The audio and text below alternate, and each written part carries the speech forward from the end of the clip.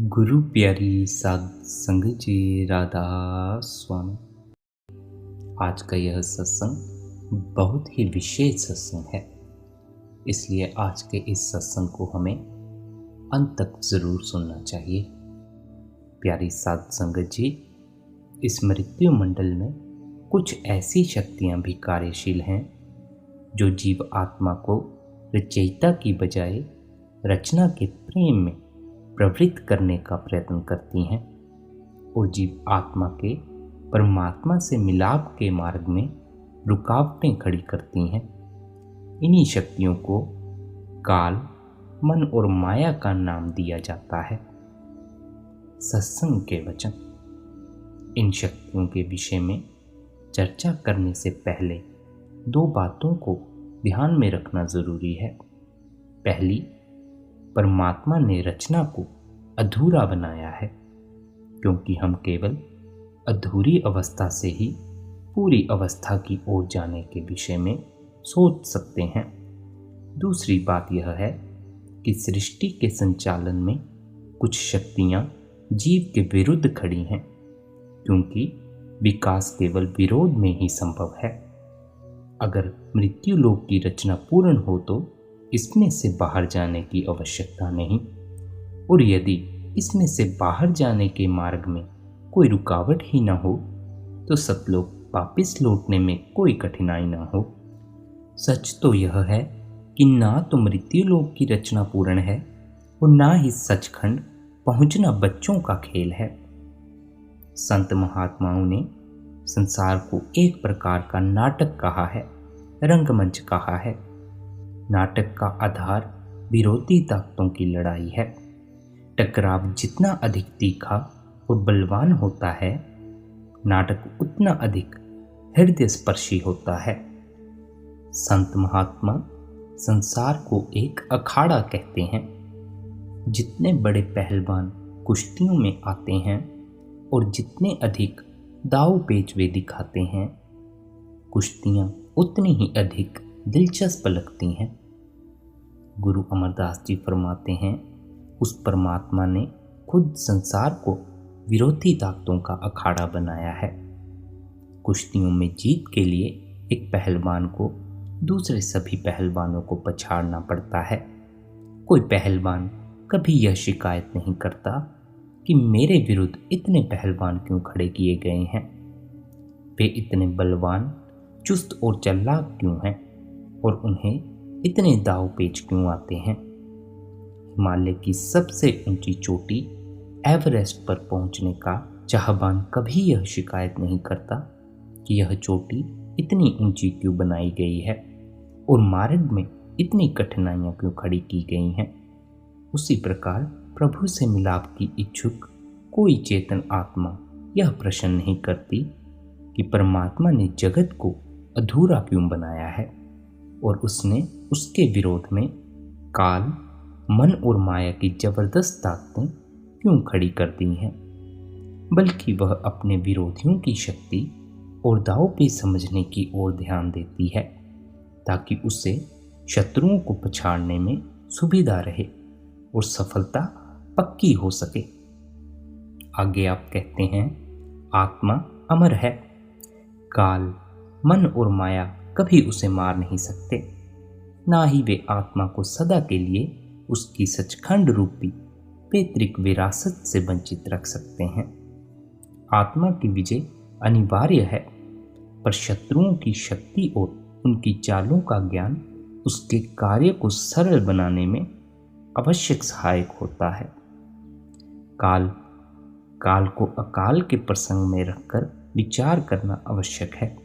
हम परम पिता को आदि पुरुष भी कहते हैं, सतपुरुष और अकाल पुरुष भी कहते हैं। इसी प्रकार उसके परम धाम को सतलोक और सचखंड भी कहते हैं, जिसका अर्थ है कि वह परमात्मा और उसका परम धाम भी अमर अविनाशी है। वह और उसका परम धाम परिवर्तन और विनाश से परे और ऊपर है। आप कहते हैं, उस अकाल पुरुष को दयाल पुरुष, दयालु, कृपालु भी कहा जाता है, क्योंकि उसमें से चेतना, ज्ञान, प्रेम, आनंद और दया की अनंत किरणों की निरंतर वर्षा हो रही है। वह दयालु अनंत है, अकाल है, उसकी भांति उसकी दया के झरने भी अनंत, अथाह और अनादि हैं। वह स्वयं हर प्रकार की हद से परे है और उसकी दया की भी कोई सीमा नहीं है। यह दया न केवल अनंत और अथाह है बल्कि अमूल्य भी है। परमात्मा का परम धाम यानी सतलोक पूर्ण दया का धाम है, जबकि हमारी त्रिलोकी को माया का देश, काल का देश या काल, मन और माया का देश कहा जाता है। दयालु परमेश्वर के परम धाम के विपरीत यह देश न अमर अविनाशी है और ना ही पूर्ण दया का देश है। इस देश में आयु और लेन देन का नजरिया ही प्रमुख है, जबकि सतलोक पूर्ण सहज, पूर्ण स्थिरता, पूर्ण विश्राम और पूर्ण अद्वैत का देश है। वास्तव में काल का देश तो कर्म, द्वैत और विरोध का घर है। इस देश को परिवर्तन या मौत का देश भी कहा जा सकता है, या फिर इसे संघर्ष, विकास और विनाश का देश भी कहा जा सकता है। परमार्थ का यह अति गूढ़ रहस्य केवल पूर्ण संतों ने ही खोला है कि यह काल, द्वैत, विरोध और विनाश की वह शक्ति है जो सत्पुरुष की मौत से ही संसार में कार्यशील है। आप कहते हैं त्रिकुटी और इससे नीचे की सारी सृष्टि पर काल का राज है। हम देखते हैं कि देश का राष्ट्रपति अपनी इच्छा से शासन की बागडोर प्रधानमंत्री को सौंप देता है, जो संविधान के अनुसार देश का प्रबंध चलाता है। हम कह सकते हैं कि काल उसी प्रकार काल उस अकाल पुरुष से शक्ति लेकर सृष्टि की रचना करता है, और यह भी कह सकते हैं कि उसके द्वारा रची गई सृष्टि पर काल का पहरा है। सतलोक रूपी अमर अनादि धाम से निचली सारी रचना पर काल का राज है। आगे आप फरमाते हैं, संपूर्ण त्रिलोकी काल की सल्तनत है। त्रिलोकी का प्रबंध करना और त्रिलोकी में आई आत्माओं को त्रिलोकी में कैद रखने का यत्न करना काल का मुख्य कार्य है। संसार परमात्मा का एक खेल है, एक लीला है, और काल इस खेल को जारी रखने का मुख्य साधन है। जब तक परमात्मा इस लीला, खेल या नाटक को जारी रखना चाहता है, काल का कायम रहना आवश्यक है, क्योंकि अगर सभी आत्माएं त्रिलोकी में से निकल जाएं तो त्रिलोकी सुनसान हो जाएगी। स्वामी जी महाराज फरमाते हैं कि त्रिलोकी की संपूर्ण रचना चौपड़ के खेल के समान है।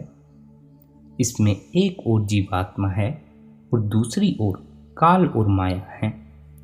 काल और माया की यह कोशिश है कि कोई भी सूरत रूपी गोट चौपड़ में से जीतकर सतलोक रूपी निज घर वापिस ना जा सके, क्योंकि इस प्रकार उनका देश उजड़ जाएगा। सूरत रूपी गोट को त्रिलोकी में कैद रखने के लिए काल और माया ने यहाँ रज, तम और तत्व तीनों गुण, कर्म और फल, आशा, तृष्णा और इंद्रियों के भोगों का जाल बिछाया हुआ है, जिसके फलस्वरूप जीव रूपी गोटें 84 की चौपड़ में सदा कैद रहती हैं।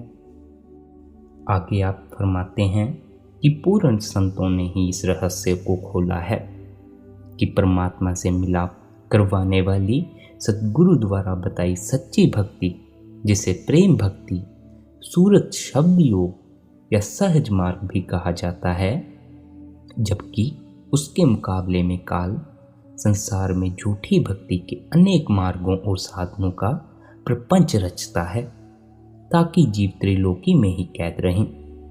जिस प्रकार परमात्मा पूर्ण संत के रूप में संसार में जीवों के उद्धार के लिए आता है, उसी प्रकार काल भी संसार में अपने अवतार भेजता रहता है।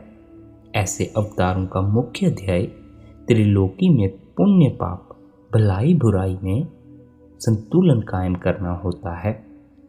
वे अवतार संसार के भौतिक और नैतिक सुधार के लिए आते हैं, आत्मा के कल्याण के लिए नहीं।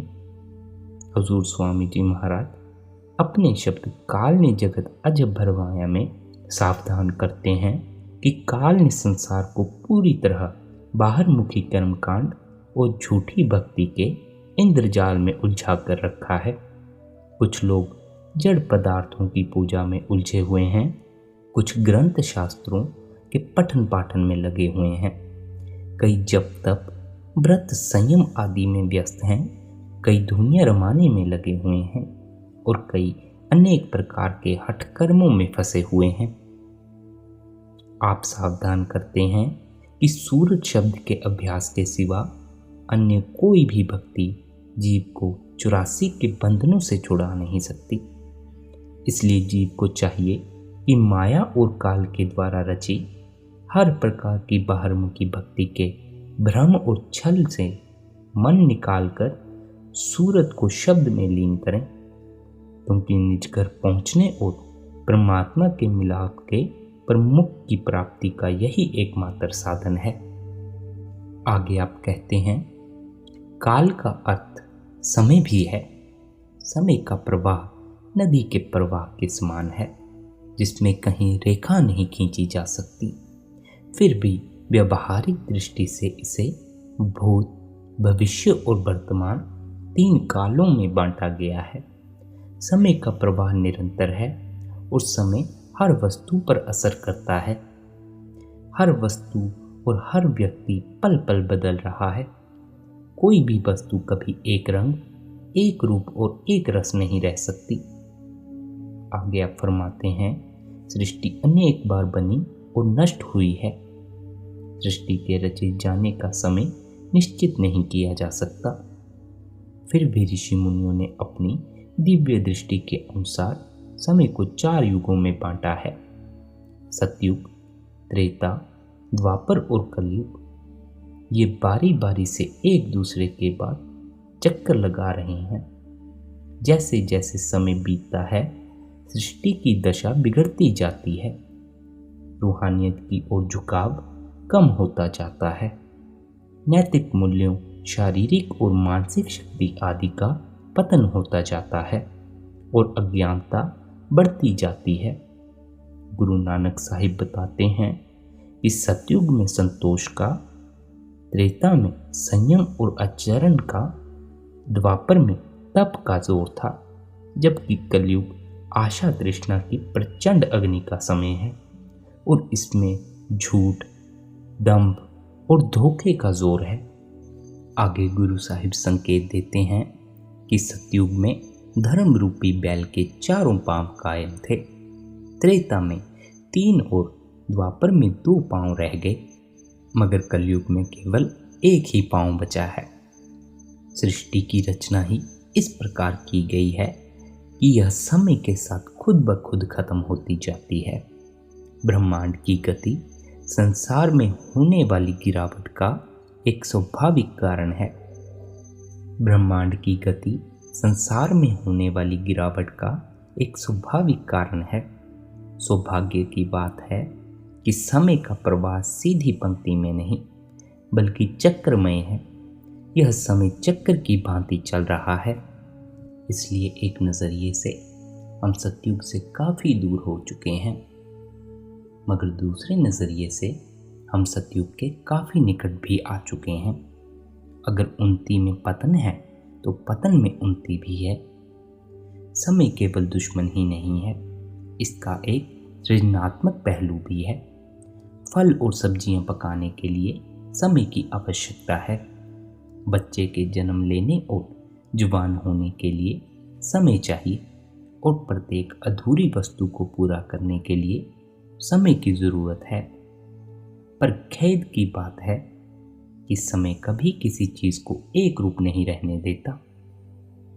बौद्ध साहित्य में परिवर्तन और दुख दोनों को समानार्थक माना गया है।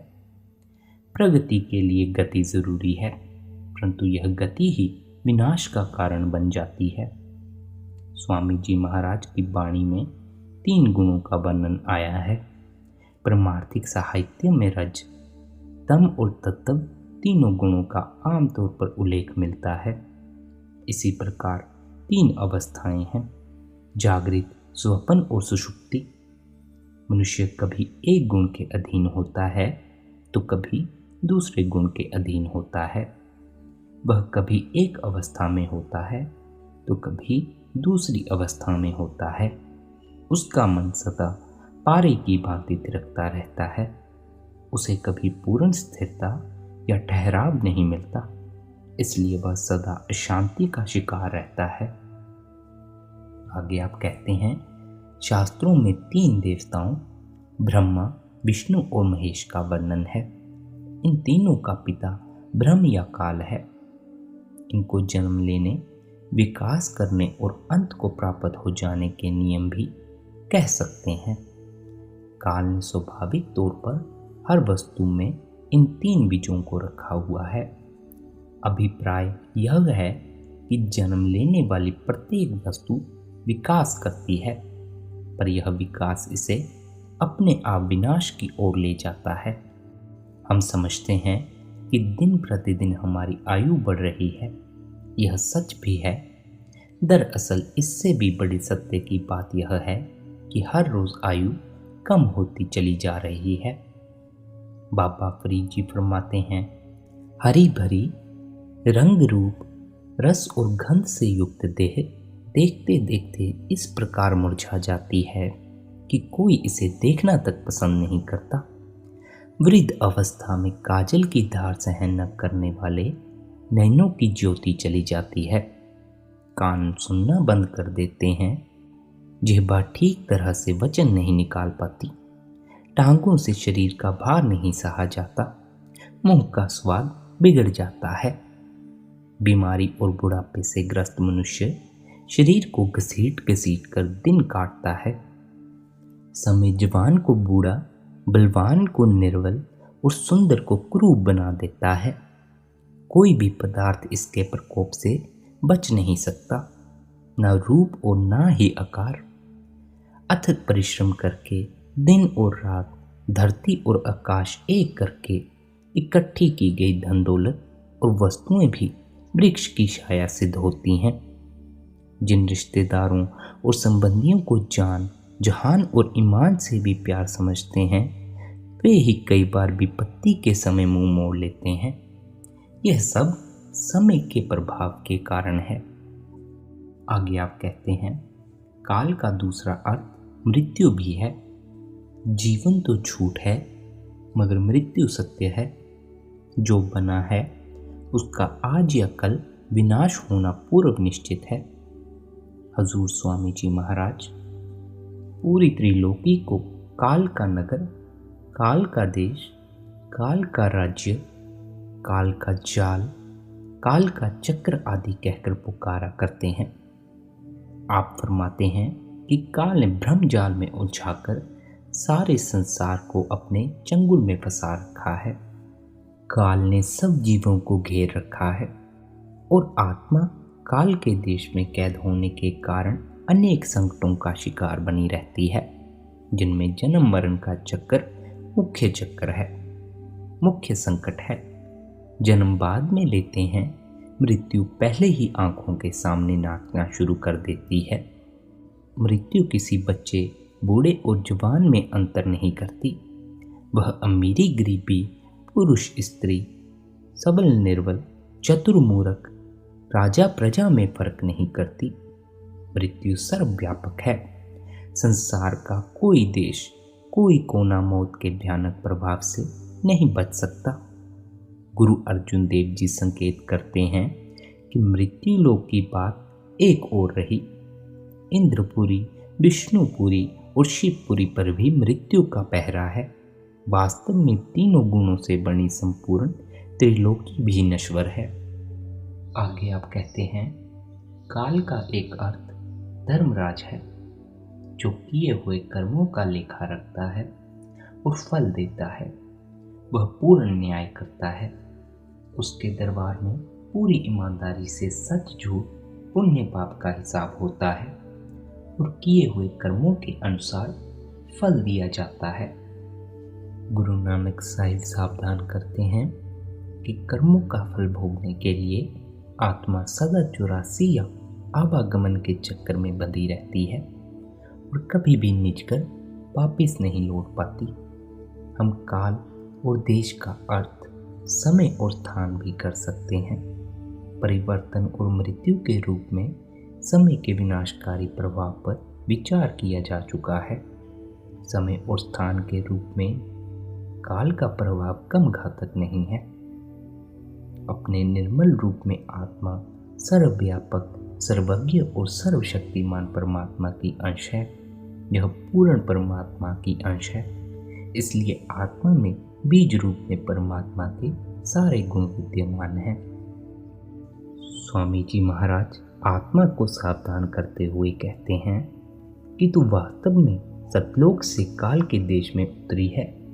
तू सत्पुरुष की अंश है और तेरे अंदर सत्पुरुष के सभी गुण मौजूद हैं। पर जब तक तू काल, मन और माया के देश में कैद है, तब तक कभी भी सच्चे और स्थायी आनंद के काबिल नहीं बन सकती। आप एक अन्य प्रसंग में बताते हैं कि काल के देश में आने से पहले आत्मा परमात्मा में अवैध थी। परमात्मा की भांति आत्मा भी सतलोक की रहने वाली थी, जहाँ काल के पैदा किए हुए किसी प्रकार के दुख या क्लेश का नामो निशान भी नहीं था। आगे आप कहते हैं, संत महात्मा बार बार काल के देश और दयाल के देश में अंतर स्पष्ट करते हैं, क्योंकि वे यह संदेश देना चाहते हैं कि जब तक आत्मा यह बात पूरी तरह समझ नहीं लेती कि यह काल की नगरी वास्तव में इसका असली घर नहीं है और इस नगरी में से इसे कभी सच्चा सुख प्राप्त नहीं हो सकता, तब तक यह कभी दयाल के देश की ओर लौटने की सोच भी नहीं सकती।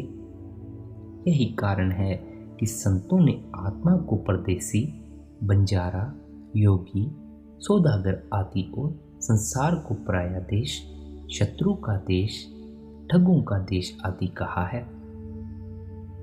संत महात्मा बार बार संसार की नश्वरता और क्षण भंगुरता का वर्णन करते हैं। वे बुढ़ापे, मौत और नरकों के दुखों का बयान करते हैं।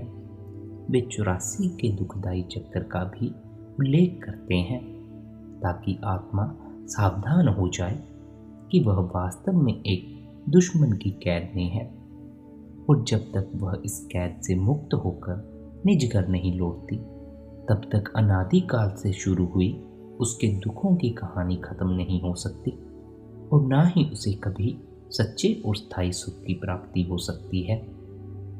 स्वामी जी महाराज अति महत्वपूर्ण संकेत करते हुए कहते हैं कि जब से आत्मा रूपी बूंद सत्पुरुष रूपी समंदर से बिछड़ी है, यह दुखों के भंवर में उलझ गई है। यह अपने असली देश सतलोक यानी दयाल देश को भूल चुकी है, जो सच्ची शांति और सच्चे आनंद का अमरधाम है। जब से आत्मा ने काल के क्षण भंगुर और नश्वर त्रिगुणी संसार को अपना घर समझ लिया है, यह दुखों की चक्की में पिस रही है। इसके दुखों को दूर करने की एकमात्र दवा यह है कि इस नश्वर संसार की असलियत को समझें और सतलोक रूपी निज घर लौटने के लिए प्रयत्न करें। आप सावधान करते हैं कि केवल त्रिलोकी ही नहीं, मनुष्य का शरीर भी आत्मा को कैद रखने के लिए काल द्वारा बनाया हुआ पिंजरा है। मन और इंद्रियां भी काल का बिछाया हुआ जाल है, क्योंकि मन ही आत्मा को इंद्रियों के गाढ़ पर खींच कर लाता है और यही इससे तरह तरह के कर्मों में लिप्त करके 84 के बंधनों में फंसाने का कार्य करता है। आखिर में आपने आत्मा को काल की सीमा पार करके सतलोक रूपी उच्च चिंता रहित अकाल देश में पहुंचने का संदेश दिया है, जिसका कभी नाश नहीं होता, जो काल द्वारा पैदा किए परिवर्तन और मौत के हर प्रकार के दुखों से मुक्त है और जहां भ्रम, शंका और चिंता का नामो निशान नहीं है। उस देश में काल की नगरी का कर्म और फल का नियम नहीं चलता, इसलिए वहां किसी प्रकार के दंड, जुर्माने या हर जाने का भय नहीं है। वह देश सदा एक रंग, एक रूप और एक रस रहता है। इसलिए उसके सहज सुख में किसी तरह के उतार चढ़ाव की कोई संभावना नहीं। वह पूर्ण स्थिरता, पूर्ण एकता और पूर्ण शांति का अम्र अविनाशी धाम है, जहाँ पहुंचकर आत्मा हर प्रकार के दुखों से मुक्त होकर सच्ची शांति में स्थिर हो जाती है। राधा स्वामी जी।